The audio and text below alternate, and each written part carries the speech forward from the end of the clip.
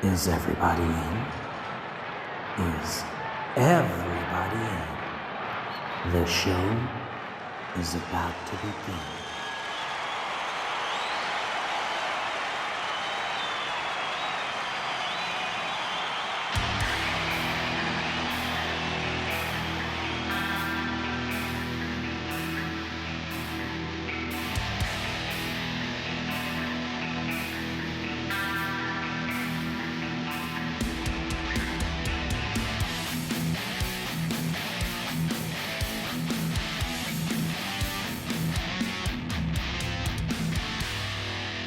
Hey, welcome to another episode of Concerts That Made Us. I'm your host Brian, and before we get into this week's episode, the answer to last week's music trivia question was: Led Zeppelin got the name Black Dog when a black Labrador walked into the recording studio when they were making a record. Now, for this week's music trivia question, which band holds the record for the longest running fan club? And we've got another 5-star review. 5 stars, must listen. I just started listening to this podcast over quarantine and got hooked instantly. The podcast does a great job talking about music that you love. Drop what you're doing and listen now. This was left by J Benz on iTunes. And don't forget, if you leave a 5-star review, your review will be read out on the show. And now on to this week's episode. My guest is Ven from the band Venrez. Ven's career is a great story that really proves you're never too old. If you want it bad enough and you work hard enough, your dreams will come true. So, without further ado, let's get on with the show.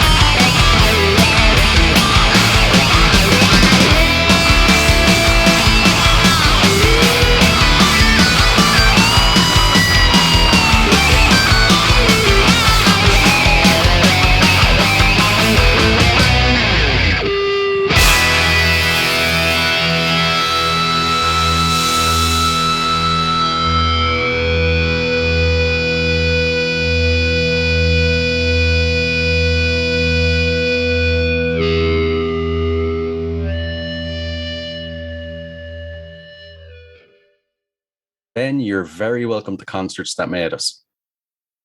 I am so happy to be here. My pleasure. Thanks for having me. I'm delighted to have you. How are you doing this afternoon? Doing good. Just a lazy, sunny day in Los Angeles, California.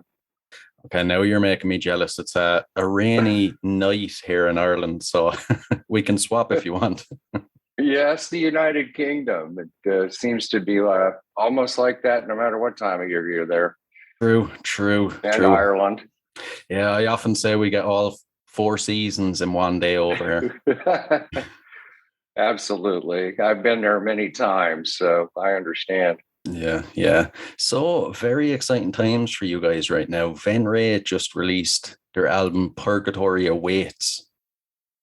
Yep, that's correct. And the radio promotion for the first single, Show Me, finished the second week of the promotion Tuesday of this week.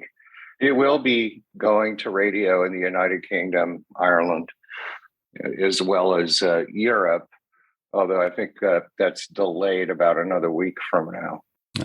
Well, I really can't wait to hear it on the radio over here. I have to say, I kind of have the opinion there's no such thing as the perfect record, but Jesus, this one comes close. I mean, there's not one song that you'd skip on it, you know? Gee, that's a heck of a compliment. You know, I'm a pretty humble guy, and you know, it's really nice to hear things like that from people. Yeah, the record company wanted to start with a 6-song EP. We had released 2 songs, Show Me and ATM Machine, independently prior to getting the record deal, and they wanted those on the album. And we had a lot of material. I mean, we have 6 or 7 albums worth of demos. We just kept writing and recording and writing and recording. Oh, man. And, you know, I sent about 15 of what I thought were, you know, some of the better songs that might flow with those 2. And I think the record company did a great job of selecting, you know, the 4 to record to go along with the other 2. And they did a great job of selecting the first radio single. It's not on radio there yet. It will be in a week or 2. Although after 2 weeks here, it's just blowing up the Billboard and the Foundation rock charts, which is it's just really nice. The first week, we were the most added new rock single on both Billboard and Foundation. Oh, man. And the second week, we were in the top 10 of the greatest gainers of spins on both Billboard and Foundation. And that's just after 2 weeks. So I just can't believe what's going on. But I have to give the label a lot of credit for selecting the right songs. And I'll take the credit for the album order. I made the final decision on, you know, how the tracks would flow 1 through 6. How does it feel to have a label coming in and telling you that they're going to pick the songs that's going to be on the record? You know, I've had to make so many decisions on my own and with the band over the years. And, you know, when you finally get a great record company behind you who's successful, you know, I think Ted Nugent just signed with them, Dishwalla, Puddle of Mud, Candlebox, among many others are with them. They have a new all-girl band that's just blowing up. Yeah, Plush, isn't it? Yeah, Plush. So, you know, at some point, you just got to you just got to follow some direction and have faith that the people you're working with really know what they're doing. And so that's what we did. It was hard to swallow at first, although I surrendered. And so far, you know, they've proven they know what they're doing. There's no question about it. Yeah. Now, this record didn't have an easy road, so to speak, to release with going through COVID, stuff like that. You had to pull in Stephen Perkins from Jane's Addiction to drum on it. How did that come about? Yeah, you know, I mean, there's a little bit of background to that. I'll go through it quickly. You know, going into April of 2020, 21, having not been on stage since March 4th, 2020, I just decided to quit.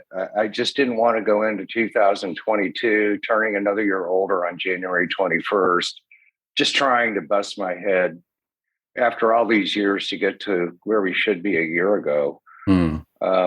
And Jason had come over to put my vocal on a demo. And I dreaded all day telling them I just quit. Now, I was done. I told my girl I'm finished. And we were up here. I have a recording studio to my right. And later in the evening, when he was bouncing the track to listen, I came over here because there's a desk over there where the computer and where the recording studio is. And then my office is here. And I just logged on to my email, and there was a record deal offer from Pavement. So I'm thinking, okay. So we signed that deal, but my drummer's French, and his work visa would only allow him to make money doing music. So he had to leave shortly before the shutdown. He left in like September. Well, he left. He did leave after the shutdown. He left in August of 2020 and just went back to France. I mean, there was nothing to do. The whole world was shut down. Yeah. So when we signed in April and we're scheduled to go into the studio to record the other 4 songs, the European Union would not allow any of their citizens to leave the country. And all the studios were closed. So we couldn't even do the tracks over there. So, I called my friend, Stephen Perkins. He goes by Perk, the drummer for the fabulous Jane's Addiction rock band. I think he's one of the top 3 drummers in the game. Oh, yeah, definitely. And I said, man, I just said, brother, my drummer's trapped in France. I got a record deal. I got 4 tracks to record. And I got to hire somebody to do it. And if I can't have my guy, I want the best. And he's like, let's sesh, buddy. Let's do it. So, so show me the first track, ATM Machine, the last track, track 6, are with Victor Singer, our drummer, and tracks 2 through 5 are Stephen Perkins from Jane's Addiction. Yeah. And that's how that happened. Yeah. And with things starting to finally open back up, is your drummer back in the States now? Well, no, he's in France. He can come anytime he wants to. My bass player, has a 10-year green card. He just applied for citizenship, but he's originally from Rio de Janeiro, Brazil. And he's got some family things going on there. So he's got to go back to Brazil on March 20th. So we're not going to really be available to rehearse till about the 25th of April. So we'll have Victor come out here on the 24th, and they're going to start booking the tour probably the 2nd or 3rd week of March. So I'm thinking sometime between mid-May and mid-June, we'll be on a pretty sizable USA tour.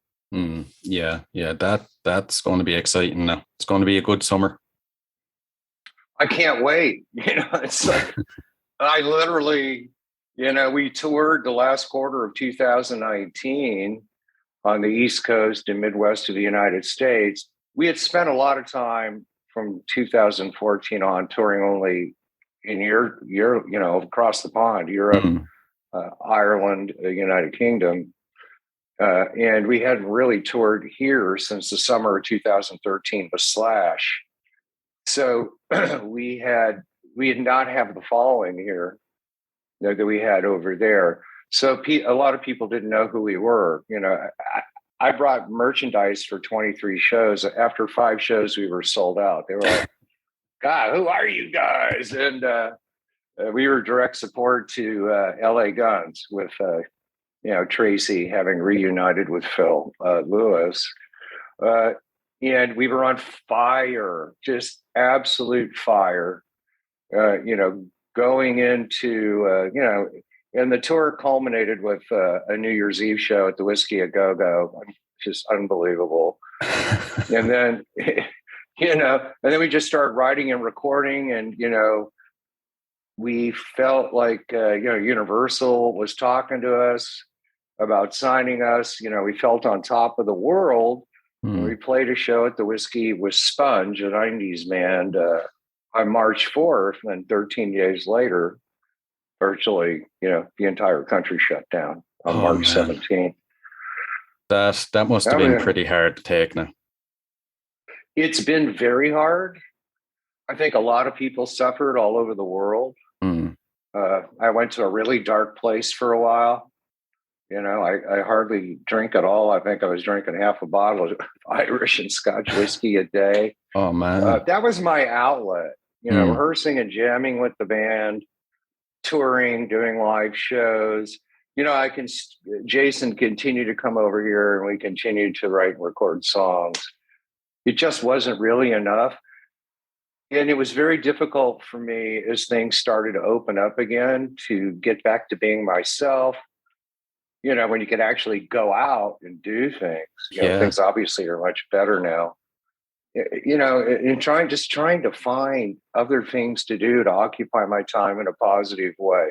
I think it was one of the most difficult things I've ever been through in my life. I got through it, but it just wasn't easy. And, it was a very dark and unpleasant part of my life. That's for sure. Yeah. It's definitely been one of the toughest few years ever, but thankfully now it looks like we're at the end of it. Everything is starting to look better. Things are starting to open back up and we can get back to some sort of normal life. Thank God. Yeah, absolutely. I think touring Europe is probably not going to be happening till 2023. I think the United Kingdom, I don't know about Ireland,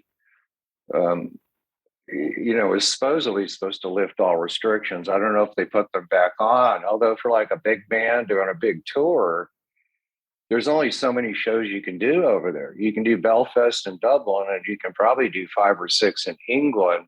And with the cost of touring, if you can't go to mainland Europe, it's going to cost you a bunch of money to do the tour. Aerosmith canceled their entire summer Euro tour. Yeah. I'm happy touring here. We're pretty well known already over there across the pond. And we need to build a following here. So I'm fine, just touring the United States this year. I really look forward to playing for my fellow American rock fans. They're great fans, and as the fans are in the United Kingdom, Ireland, and in mainland Europe. Yeah, does it feel with having such a big following and being well known over in Europe compared to America, does it feel like you're finally getting the recognition over there that you should have got years ago? It does. I think we made some mistakes. I think we concentrated on Europe a little longer than we should have. We had so much momentum going on here. We did our first USA tour in January, February 2012 with Fuel. Brett Scallion's singing. I'd first seen them open for Aerosmith years before. So it was really kind of a little intimidating and an honor to tour with them. We even did the Superbowl Village Show. Got paid by the NFL. In Indianapolis. We played for 73,000 people. Our opening act was the Indianapolis Colts cheerleaders. And then Alice Cooper called and we toured all summer with him. That was, intimidating, followed by more intimidating. I could imagine. And then we were supposed to go on tour in July with Steven Adler, although unfortunately he suffered some personal issues and had to cancel the tour. And our management company got us on the tour with Slash and Hillbilly Harold. The tour was already going, but it saved our release of our the record we had at the time.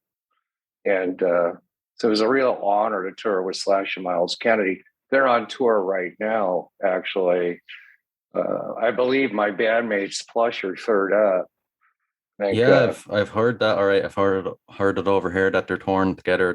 That would be an epic concert to see. It is. It's Plush, and then Dead Sarah, who's another great band, and then Slash with Miles Kennedy.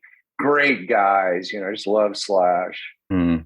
Incredible guy. Miles Kennedy is one of the classiest men I've ever met in my life, and Alice Cooper for sure. I mean, Yeah. What amazing people they are. And then we ended up at the end of 2013 in December into January 2014, we got offered a massive Euro, UK, Ireland tour with co-headlining was Buckcherry and Hardcore Superstar. And that was really the most incredible tour, I think, of my entire career. Really? I really do, because we stepped on the stage in Milan, Italy on a Sunday. It was at Alcatraz, which is the place to play. And, we thought we were pretty well known already. And, it was sold out, 3,500 people, Sunday night. They were in line for hours in very cold, snowy temperatures.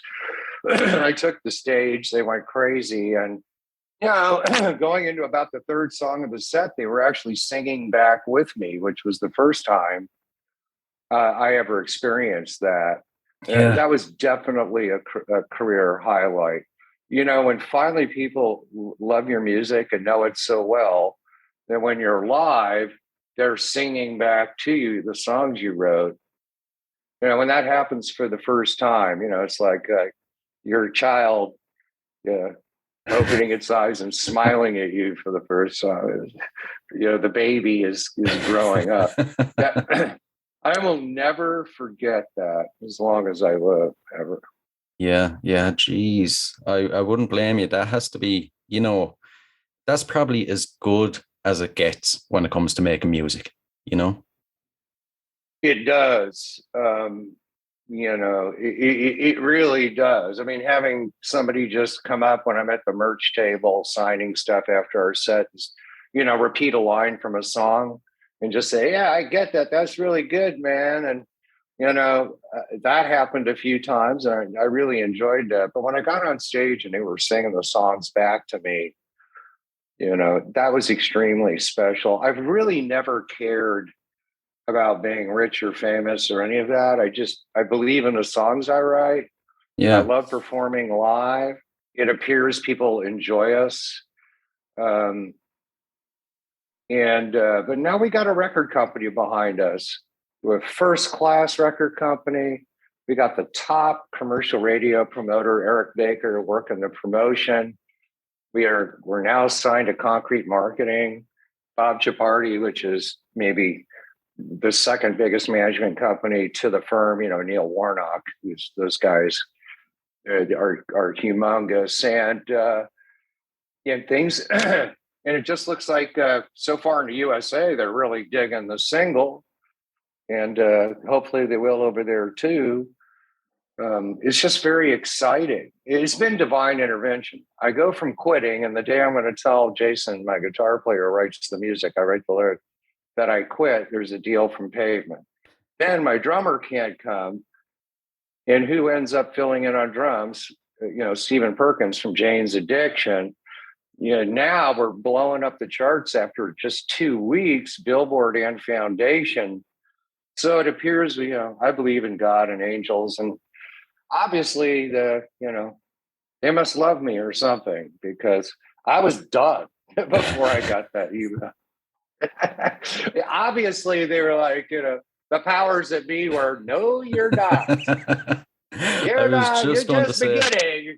You're just beginning. They say that we, that we plan or dream and God laughs, whatever.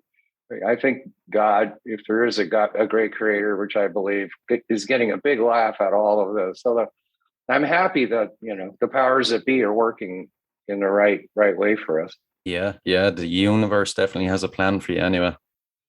So at this stage in your career, stage in your life, how do you approach being a musician?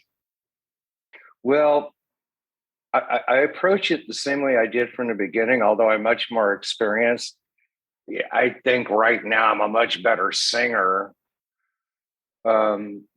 I think I've always written really relevant songs. You know, the people that influenced me were Jim Morrison, and then even more so as lyricists. Lou Reed, David Bowie, and then primarily John Lennon and Bob Dylan. Mm. And when you look back at the tumultuous period of the Vietnam War here, and the hippie movement and the free love and make love not war and all of that, I was kind of young at the time, but old enough to experience it enough. And they were just writing incredible songs. I don't know why Bob's not doing it now, although he paid his price. So yeah, I could have written dumbed down lyrics and probably got a deal and been more of a poppy kind of band a long time ago, but I didn't want to do that. Yeah. So I think, the biggest thing for me is to write responsible lyrics that people can relate to heal and to learn and enjoy, just depending on the song. Mm.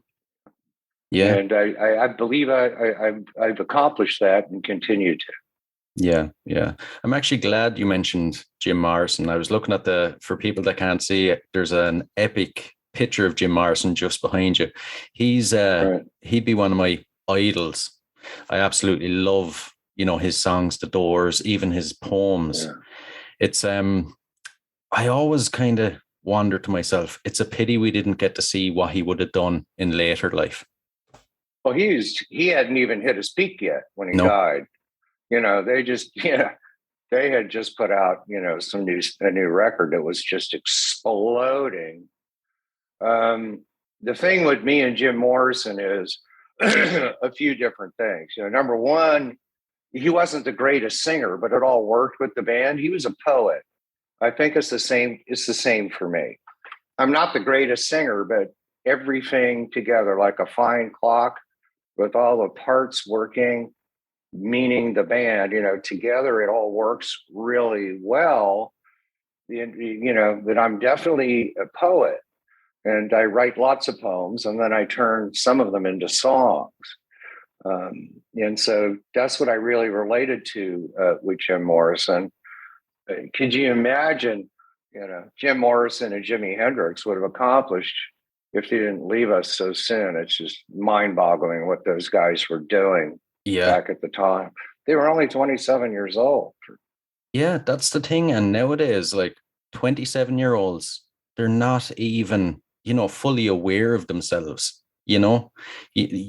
I feel like when you're 27 nowadays, you're not even fully grown up, and these guys, the amount they accomplished before they died, it's a scary comparison to make. It just kind of depends how old you are when things happen. The late 60s and the 70s was a different world, and the early 90s, record company executives and AR people were out getting drunk, eating dinner in limos, pulling up to the clubs, going in, while looking at the bands. If they liked somebody, they'd have a recording contract in their fax machine the next day. That ended in 1991. But you look at like Jimi Hendrix and Jim Morrison, we lost them early due to the excesses of the period. Just a lot of drugs and alcohol in that period. And then you look at bands like, like Robert Plant. And then you look at the Stones, Keith Richards and Mick Jagger, who partook but got through it alive and continue to perform. Kurt Cobain was a different story. And I watched an interview with Steve Perry from Journey recently. And I was wondering, how the heck could you just not want to tour anymore? And then I understood Kurt's pressure. He couldn't handle the fame of it. It got so big that he didn't really like it anymore. And with Perry, especially with his vocal, to have to be spot on every night. People don't understand how grueling touring is. Whether you're starting out in a van and in a trailer, or you're going 5-star, you play a show, you're going to be on stage for 2 hours, and, you got to be spot on. And then, you could be tired, and then, you get in your bus and you wake up the next day 500 miles, 600 miles away, and you got to do it again. And especially in today's world where everybody's got a phone with a camera and a video, you make one little mistake and that's what gets uploaded to YouTube. Whoever filmed it knows you made a mistake or not. Most of the time, no one knows except for the bad.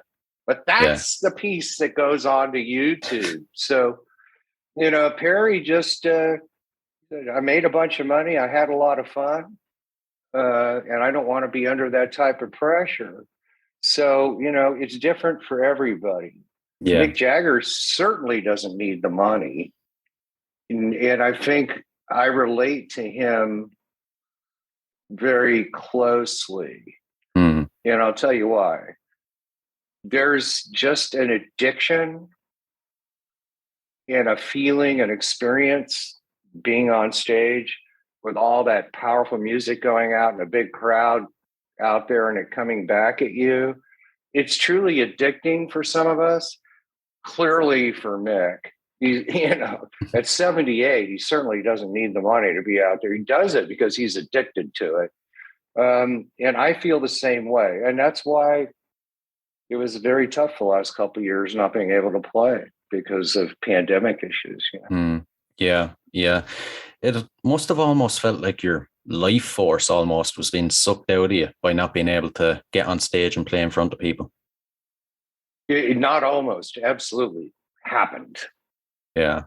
I mean, I got lost, and then like Tommy Lee, I'm like, dude, I'm drinking. He was drinking like 2 big gallon jugs of vodka a day. Oh man! And I'm like, I'm drinking half a bottle of whiskey. I don't know what happened to me. He's like, I'm drinking 2 jugs of vodka a day, and my wife just told me I need to stop. So I thought to myself, okay, hail Motley Crue, you're bad, you're a badass, all right. Yeah. But you're drinking vodka, I'm drinking whiskey. Okay. Yeah. I don't think they'd be the best band to try and top when it comes to lifestyle and partying anyway. I don't think it'd end too well for anyone. I mean, I'm not a great fan of the 80s rock movement. When you come up with the amazing acts that broke in the late 60s, and Led Zeppelin's one of them, Stones or a little earlier, but, The Who, Led Zeppelin, Jefferson Airplane, Jimi Hendrix, I hand it to Guns N' Roses and Motley Crue, and they need to be given their due. I don't see them in the same kind of category as some of the bands I just mentioned. Oh no. I think the late 60s and the 70s produced, some of the best rock and roll bands that will ever grace this earth. And then there was, I give Motley Crue and Guns N' Roses their credit. I was never really into that type of music.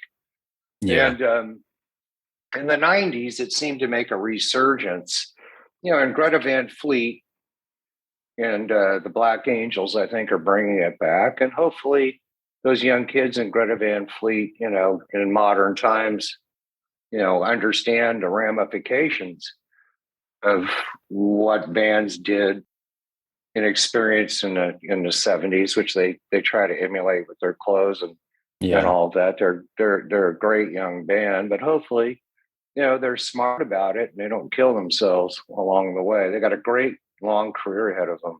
Yeah. If they stay healthy. Yeah, I feel like the 60s and 70s were definitely the golden age of music, and that lifestyle and everything that came after it, the 80s, couldn't live up to it. But nowadays, it's great to see younger bands actually taking so much influence from what I consider the best age for music and some of the best musicians there's ever been, And as you said, they are kind of bringing it back. But go on. Well, I was just saying, if you go to 1976 and look at all the records that were released that year, when you have time, you and all your listeners, go check the rock albums that released in 1976. Rumors, Fleetwood Mac. I mean, like, there's like 15 of the biggest selling records ever, all released in 1976. Yeah.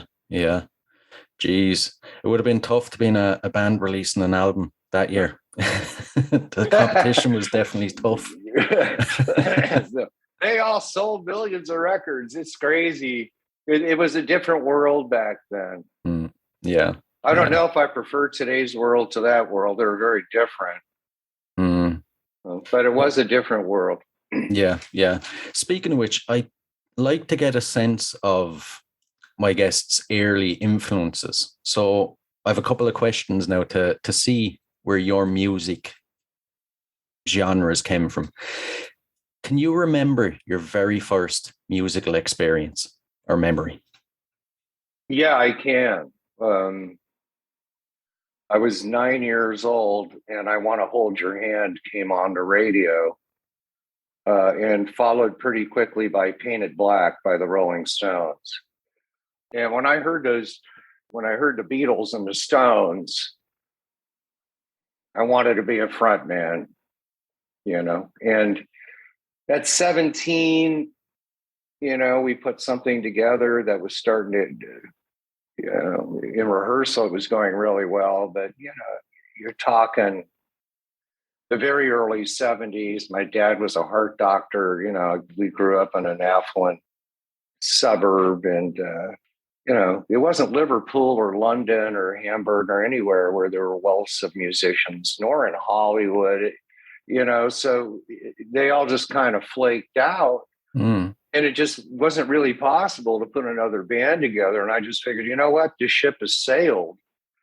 And I just went on to do other things in my life. Flash forward years later, my dream came true. I mean, I was 18 when I saw Alice Cooper on tour when he had the hit 18 on the radio. And if you would have told me then that 3 decades later I'd be touring with him, I would have told you were crazy, but it happened. Yeah, Jesus. I take it wasn't one of them never meet your heroes type things. I was nervous as heck because every band that opened for him for 3 years before was crucified by the press. So I thought maybe my career would be over, but I'm like, okay, if they crucify me and my career's over, at least I can say I toured with Alice Cooper. Luckily, we got good reviews. Musically, Jason and I wanted to create a new genre. He was influenced by primarily the Jesus and Mary Chain, and all the bands they opened the door for or spun off from them. And I think we did come up with kind of a new genre. I call it epic alternative rock and roll. It's melodious and harmonious.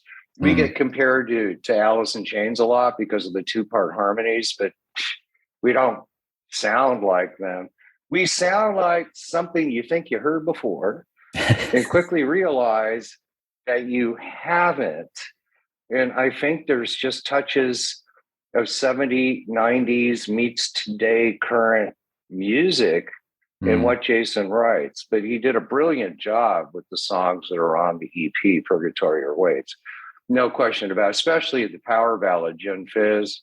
If you listen to that I think is one of the top 5 best songs we've ever written together. And we've written over a couple hundred. So Gin Fizz, we've never really had a great power ballad, but that's my favorite song on the EP. Yeah, it's definitely up there. I'd be more partial to something a bit heavier myself, but geez, Gin Fizz, it's definitely one of the top 3 on the album anyway. Yeah, I'm glad that you like it. We'll get there. When you're limited to 6 songs, you have to be careful.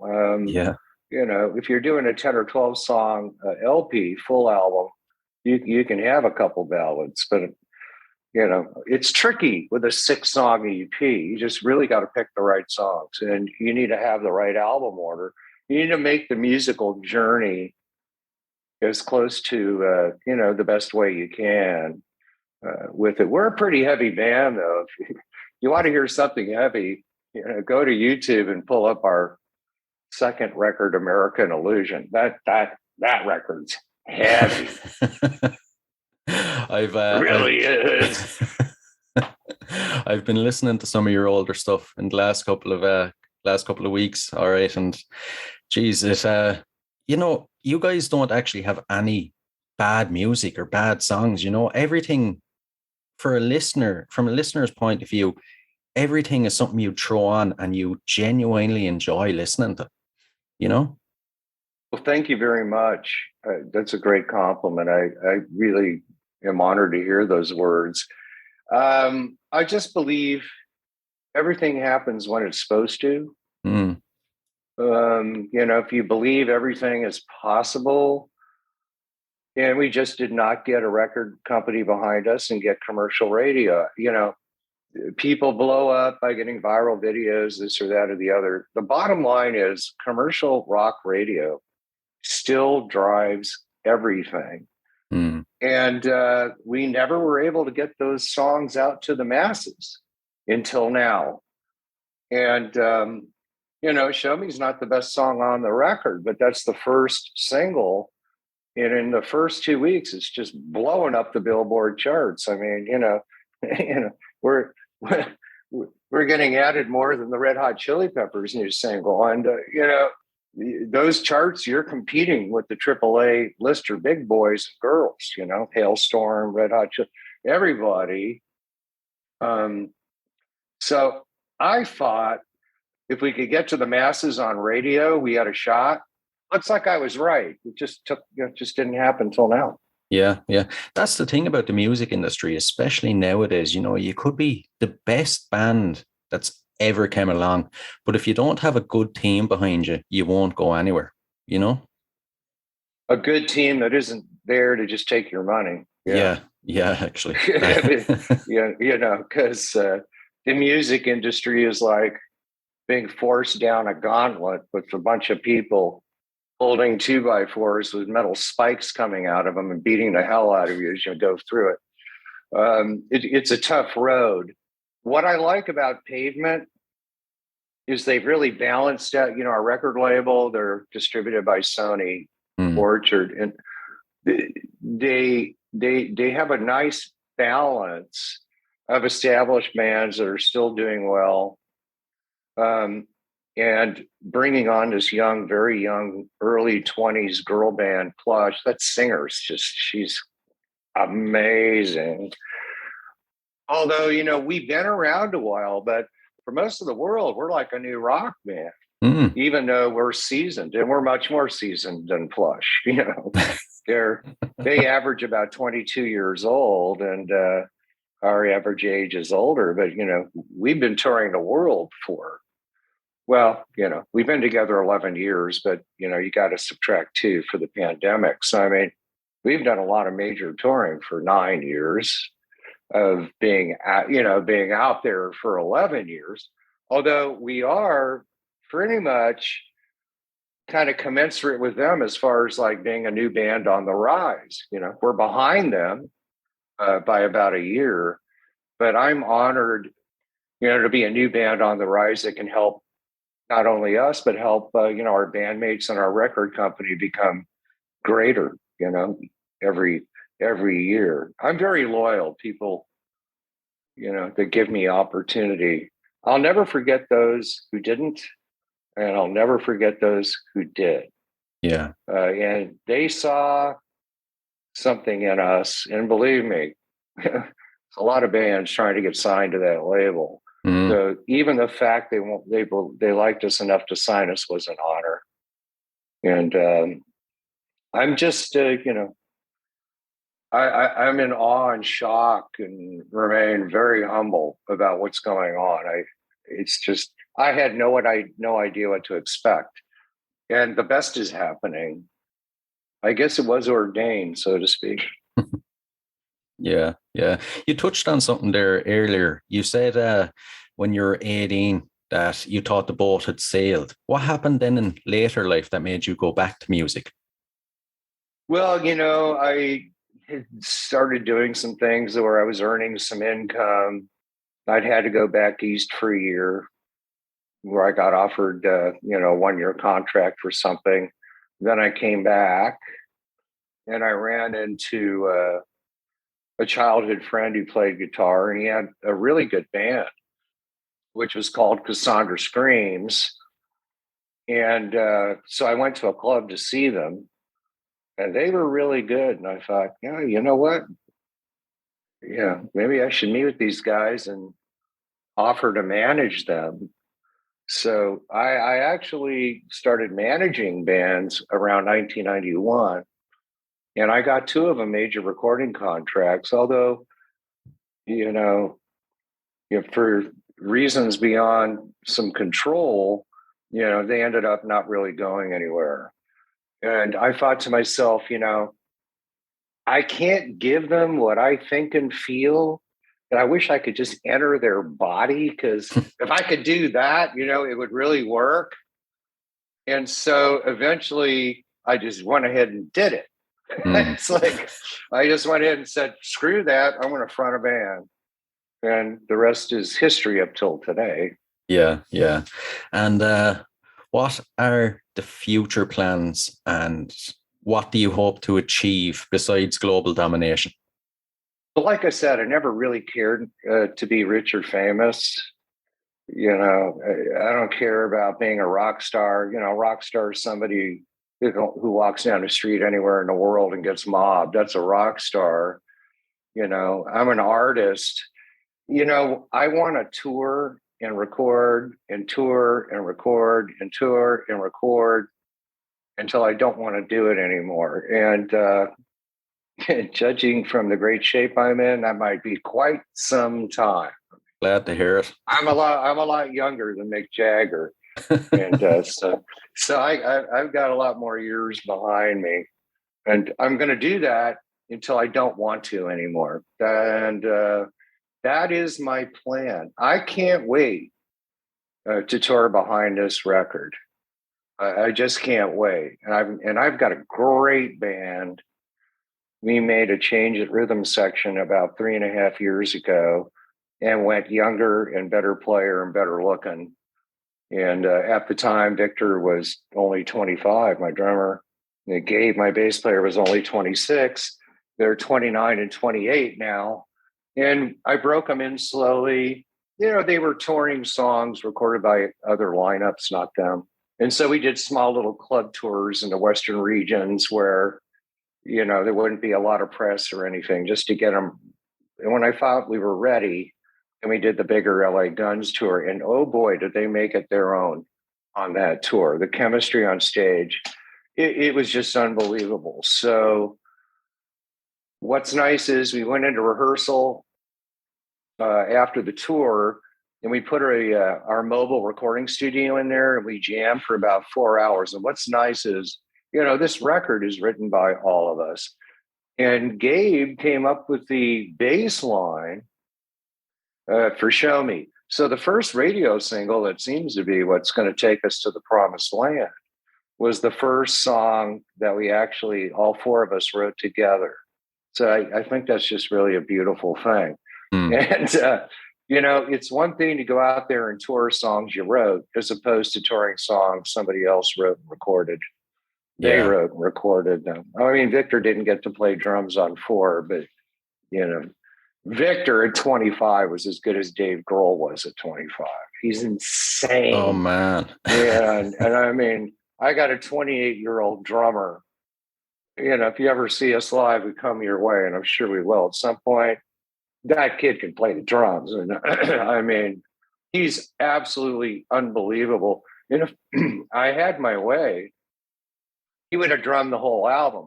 Although, seeing as how he couldn't come here, I'm not going to complain if Stephen Perkins played on 4 of them. Not at all. Although Victor's going to have absolutely no problem making those songs his own. And when we tour live, you're not going to hear a huge difference from the record. Of course, we're like an Aerosmith or Led Zeppelin, meaning we don't sound like the record when we're playing live. We go on feel. based on how we feel the audience is going. Every show could be a little bit different depending on the energy level, so on and so forth. We're a raw 4-piece rock band that goes on feel, and it's extremely real. We connect with the audience in a very special way quickly, and they become like part of the band. It's very hard to explain. And it's like the audience and the band become one. And after years, I didn't experience that till the last tour with LA Guns. I'd never experienced that before.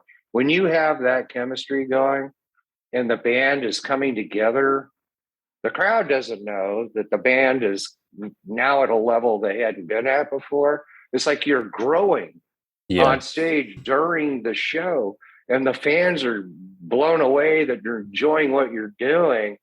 And the whole thing just becomes one common mesh of humanity between the crowd and the band. I guess it's hard to understand unless you've experienced it. Yeah. But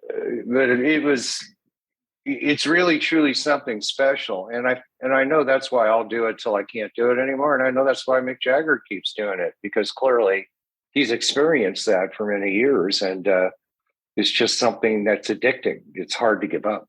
It sounds almost like some kind of spiritual experience, more so than just a concert, the way you're connecting with the audience and just the ultimate experience of it all. Exactly. It becomes an extremely high level spiritual experience.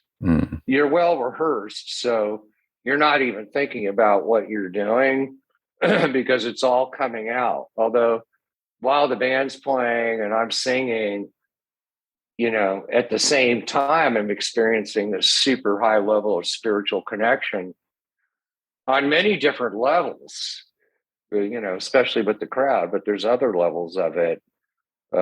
It was truly remarkable. And unfortunately, COVID took it away from me right when we were just starting to just really go to other levels, as COVID took things away from many people. Although we're going to be back, in the next few months. And for those of you who buy a ticket, you're going to see one heck of a show. I promise you that.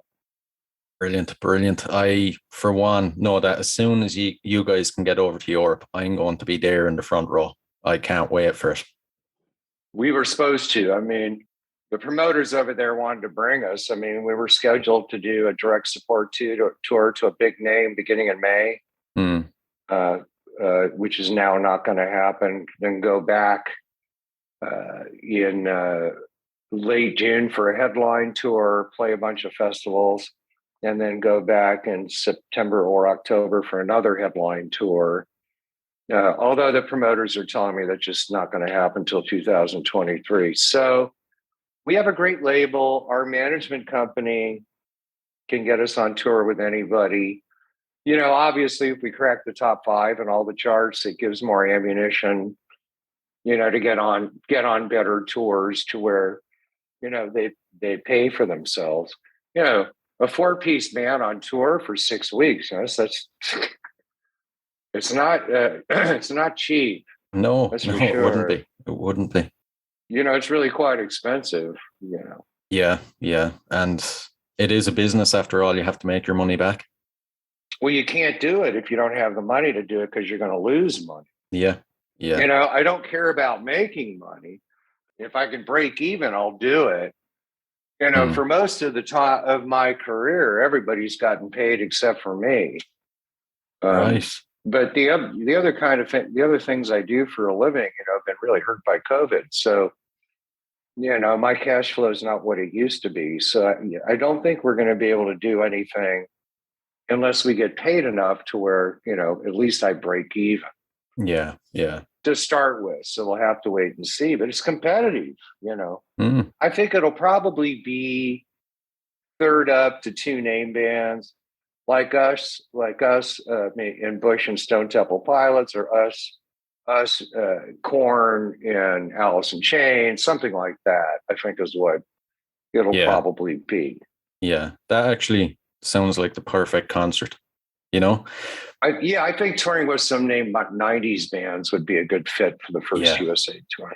Yeah, exactly. It really meet your audience and find your people that way, you know? Yeah, well, I mean, what we need to do, I don't usually really care who we tour with as long as we're playing to a lot of people. Mm. Because I'm on stage to please fans out there I already have and to steal as many fans as I can. So all I care about is when it's my turn.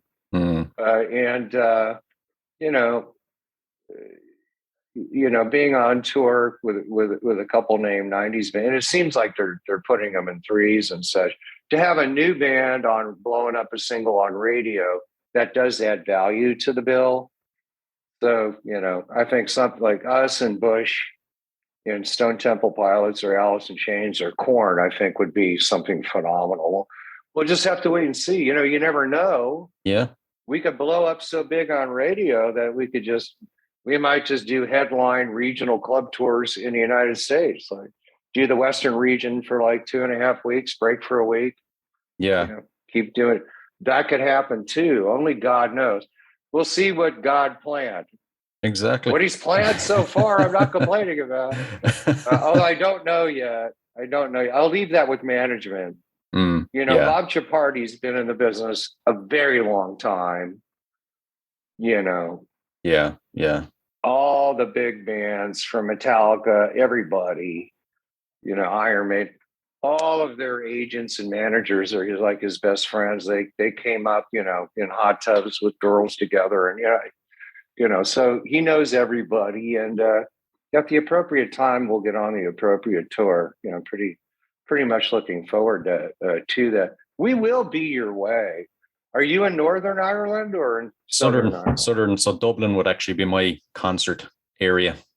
Okay, yeah, can't wait to get back there. It's really something, having to take that ferry from I'd say so. from the UK or across that channel to Ireland. It's a little grueling. A little. I remember it being a little grueling. I remember Belfast scaring me a lot. Really?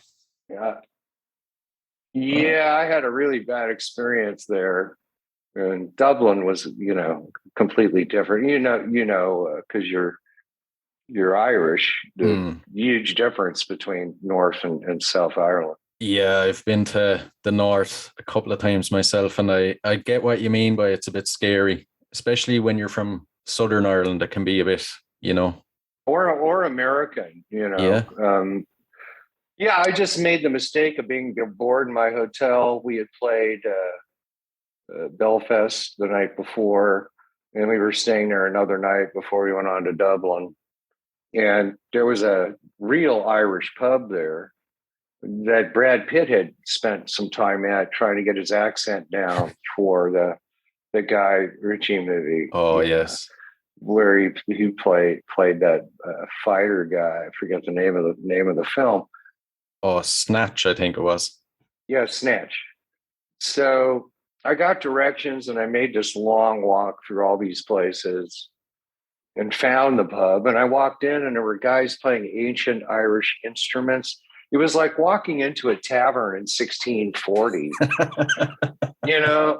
It was unbelievable. And, I just sat there and listened to the music and drank. And there were about 18 hooligans out front waiting for me. I was a little tipsy trying to figure out how I was going to make it, find my way back to my hotel. Oh, man. And, I walked out and they encircled me, and it was a very scary thing. But, in the end, I ended up just walking away, turned the corner, and there was a cab. And I said, are you free? And he's like, absolutely, get in. I got in, and he's like, where do you want to go? And I said, I forgot the hotel I'm in. And he goes, you're Venrez. I saw your show last night. I know the hotel you're at. He took me back to the hotel.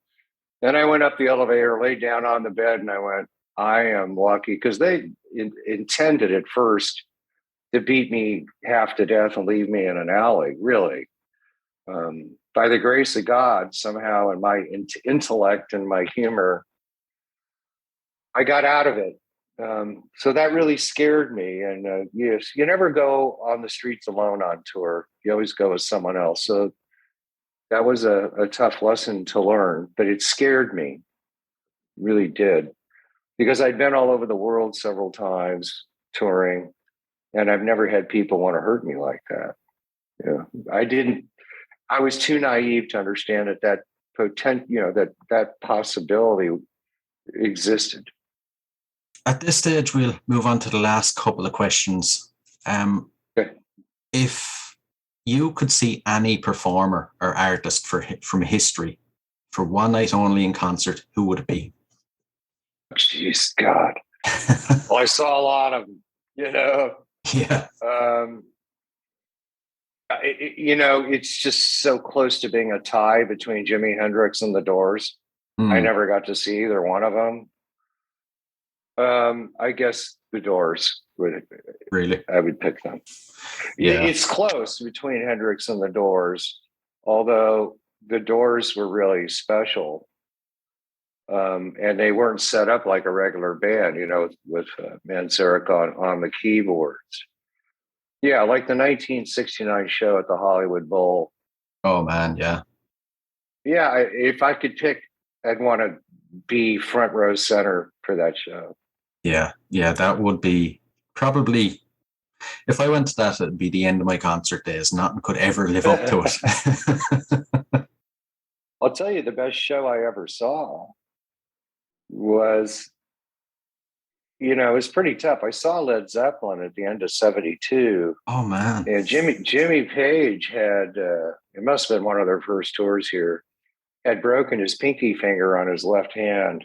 Oh. And they were talking about canceling the show, but they did it anyway, including the 5 encores. Right. The total duration of the show was 4.5 hours, and Page played the whole thing with 4 fingers. Okay. That was, and they would play for 3 or 4 hours in those days. Although the best show I ever saw, they were all that year in 72, including the Rolling Stones Exile on Main Street tour. They had Stevie Wonder open for them, and I was just a young teenager. Was Jethro Tull. Really? The Aqualung tour. That band was absolutely, I don't think there's any words in any language to describe it. It was just the most incredible rock show I've ever seen in my life. Oh, it just blew my mind. And then, of course, David Bowie, with the Ziggy Stardust tour, was a close second. Jesus. I had 2 of my high school buddies with me that were on the football team, so they were huge. And it was he did 2 shows, Santa Monica Civic and the Hollywood Palladium. We went to the Hollywood Palladium, and they just muscled up. And I was standing 2 feet from the stage, and here comes this guy. And I mean, you really couldn't tell if he was a boy or a girl, literally. Right. The original lineup with Mick Ronson. And oh my God, that was a great rock show. It really was. Although Jethro Tull was the best I've ever seen, ever. Yeah. I'm getting the feeling that any of my dream concerts, you've probably been to them. I'm a little bit older than you. That's what people don't really understand. I started this band when I was 54. Really? And I did my first tour when I was 55. And I've toured with 2 guys in the Hall of Fame, Alice Cooper and Slash. I got a record deal at 66, and I turned 67 on January 21st, and I look 45, and I've got my body's like a 40-year-old. So a lot of people don't really understand that it's never too late to live your dreams. And if you believe, everything is possible. So I assume at some point, if God graces us with blowing up enough to where we make the kind of noise where bigger magazines like Kerrang and Billboard, Rolling Stone start, that's a heck of a story. I mean, who the heck starts a band at 54, does their first tour at 55, tours with 2 Rock and Roll Hall of Famers, gets a record deal at 66, and breaks to the world at 67. Yeah. I don't know if that's ever happened before. Trying to remain humble. I just, I think that's a great story. Yeah. And I think it's a great message to everybody that it's just never too late to live your dreams. Don't ever give up. I believe I'm a good example of that. And I think that even supersedes the music, that message, actually. Yeah. Yeah. It'd actually make a great biopic movie. It might. I'm also in the film business. So I think we're going to start filming everything here on out. And if things go the right way, sometime in the future, we'll, I think, at some point in the future, we'll drop, a documentary film. Yeah. Yeah. You have to have that wherewithal. Look at Disney, they got the Beatles, Get Back, right? Yeah. Can you imagine they were smart enough to get all that footage and be able to see those guys when they were young and what they were doing is very special. So I think we're going to, when we start touring, we're just going to film everything in front of the scenes, behind the scenes, when we're recording new stuff, all of that. And we're going to keep a film record of it. Yeah. Yeah. You really need to document everything. The next one then, if you could spend 24 hours locked in a room, again, with any artist from history, who would it be? Steve Tyler. Really? Yeah. Well, Steve Tyler got clean and sober, so it'd be a clean and sober night. And I think Aerosmith is the greatest live rock band on earth today. I've seen them several times. And I'd like to sit there and just pick his brain all night. Yeah. I really would. It'd definitely be an interesting night. Yeah, I would really, really love to talk to him because, they're an American band. He went through being very successful to, having nothing to being very successful again, understanding what drugs and alcohol can do to you, understanding the industry, especially at the age he's at now, how he conditions himself, holds up on tour, those type of things. I'd like to talk to him about. I guess I could have the same conversation with Mick Jagger. Yeah, yeah. But I think I'd rather talk to Steven Tyler. I think Mick would be boring. I was kind of thinking the same thing. Steven Tyler would be a bit more lively or a bit more fun. At this stage, Yeah. At this stage. Yeah, 30 years ago, I'd probably say Jagger, but not now. Yeah. It'd be Steve Tyler. Yeah.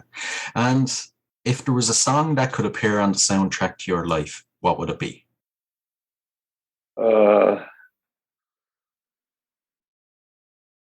It would be My Life by the Beatles. Ah, good choice, actually. And for, my current love, Diana, she's a big part of why we got the record deal. She's a tremendous director and specializes in documentary film, directing, editing, and music videos. And we'd never had a video. We just didn't have the visuals we needed. And she directed the Show Me video on YouTube, which actually blew up with a few 100,000 views. It keeps getting more. Yeah. And that actually got us the record deal. Jeez.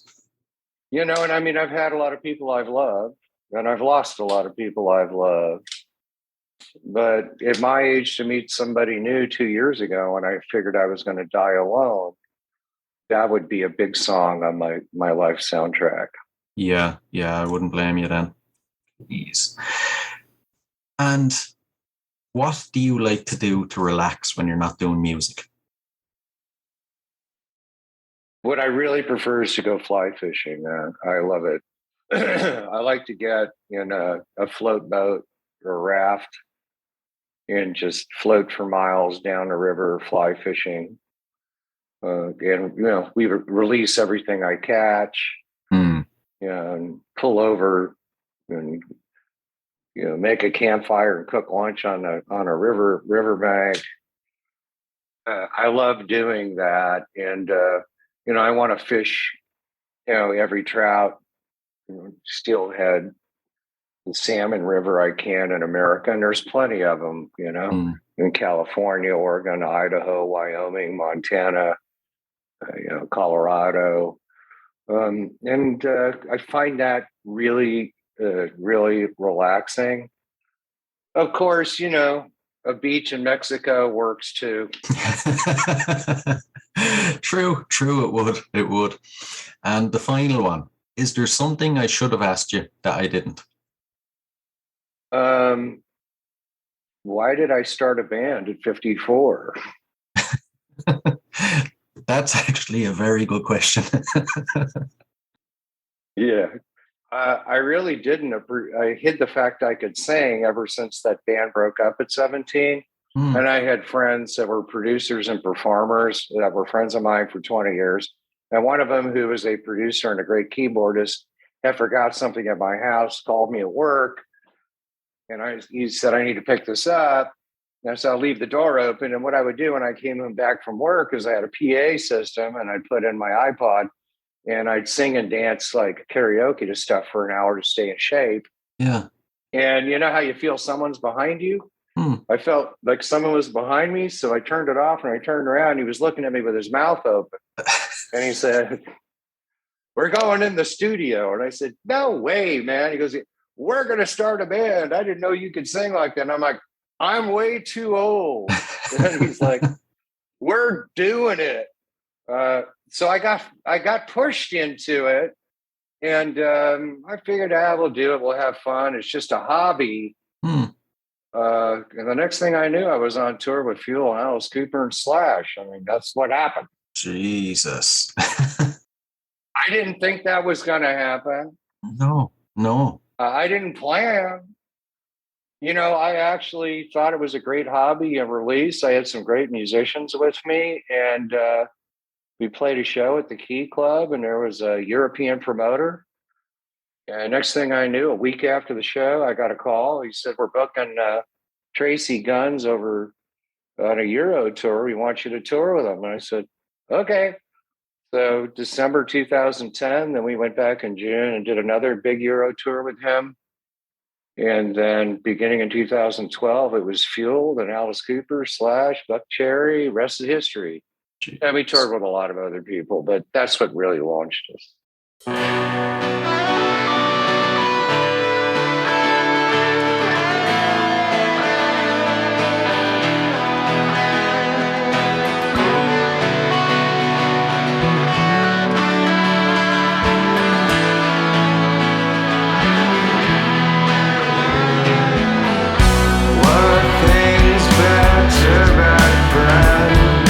Everything's taken a different direction.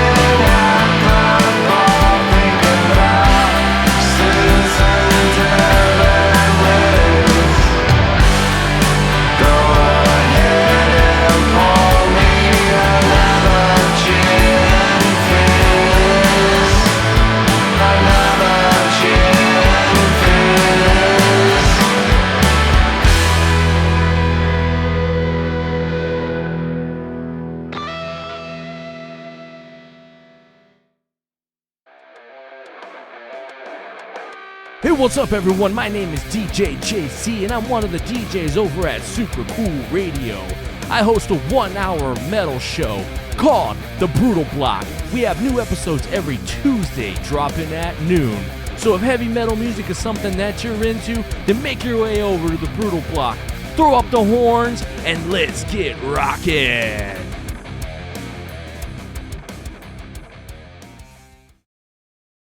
Hey guys, I really hope you enjoyed this episode. I for one surely did. Now, if you enjoyed this episode, be sure to rate and review us on iTunes. Your 5-star review will be read out on the show. And don't forget, you can now rate us on Spotify.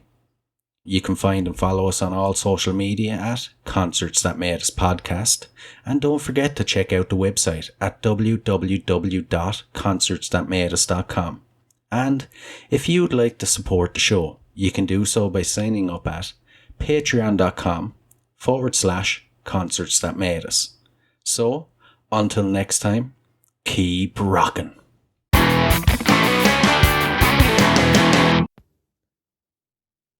Hey, what are you guys still doing there? The show's over. It's over. You can go home. Go on. We'll see you next time. We'll be here. Bye.